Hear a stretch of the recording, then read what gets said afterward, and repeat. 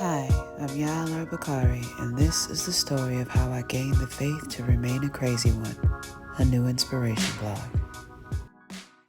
Dear Steve, I can't tell you the exact point you moved from random billionaire in Silicon Valley to person I hold dear, but I can define the period of my life. It was somewhere between the age of 18 to 22, a rather tumultuous period for anyone transitioning from adolescence into adulthood.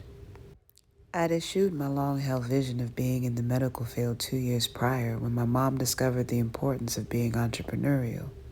Needless to say, after attending numerous real estate and own your own business seminars, conferences, and coaching sessions, I was thoroughly lost and confused on exactly what the hell I wanted to do with my life.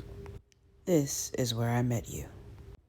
Every one of these seminars and conferences my mother would drag me to made mention of you. How you shrugged off the American paradigm of go to school, get good grades, get a good job, and then retire decades later with a gold watch and a pat on the back, and exchanged it for a world of your own making. Steve dropped out of school, they said, and made his own path doing it his way. Now he's a billionaire. After hearing this maxim enough times, and watching him tout Bill and Warren's logic alongside yours, you made an impression on me. You were the one I wanted to be like.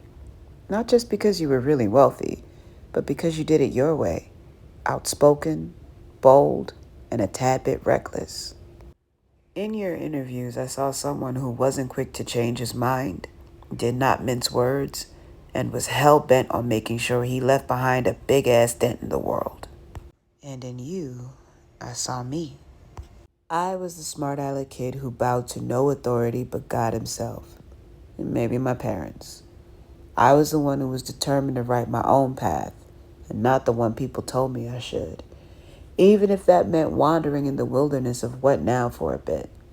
I figured if you could make it, wild card that you were, I absolutely had a shot.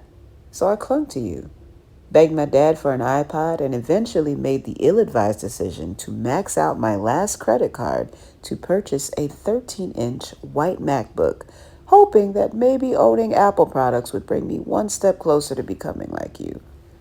Somehow they left the Be Like Steve part out of the owner's manual, and all I was left with was a decent computer that housed all my favorite movies, my numerous iterations of Plans for Greatness, and a couple of short stories written in abject boredom. Then you died. My heroes never could quite kick that nasty mortality habit. Without you here, new billionaires arose with fancy products, but I wandered lost because none of them quite had that thing that you did. And for a while, I thought I lost you. Sure, I'd watch the interviews and read the articles about how you were an asshole and had done some less than heroic things in your life. Even watched a biopic or two. But you not being here and learning that you were flawed like me took some of the resonance out of it. Or so I thought. Which brings me to the reason for writing to you today. Today I got turned down from my dream job, a writing position for a major software company that honestly felt like what I was born to do. And it hurts, because for a brief moment when I was applying, I thought, finally I'll get my chance to be like Steve. After years of wandering, depression, wrong turns, side quests, and a whole lot of character development, I was going to get my chance. And then I didn't.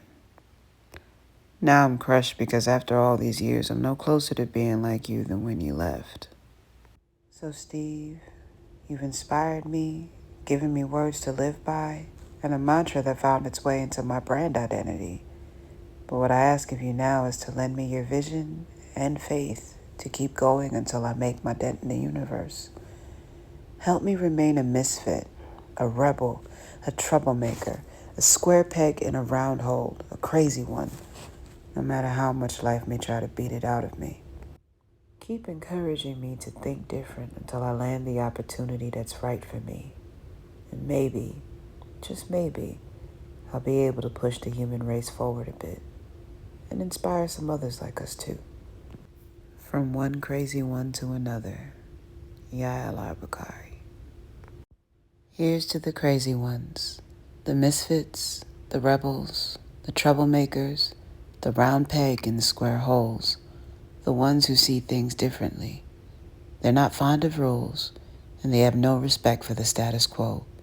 You can quote them, disagree with them, glorify or vilify them. About the only thing you can't do is ignore them, because they change things. They push the human race forward, and while some may see them as crazy ones, we see genius. Because the people who are crazy enough to think they can change the world are the ones who do. Think different.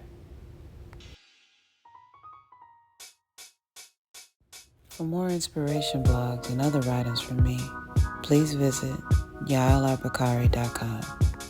And don't forget to subscribe. Thank you.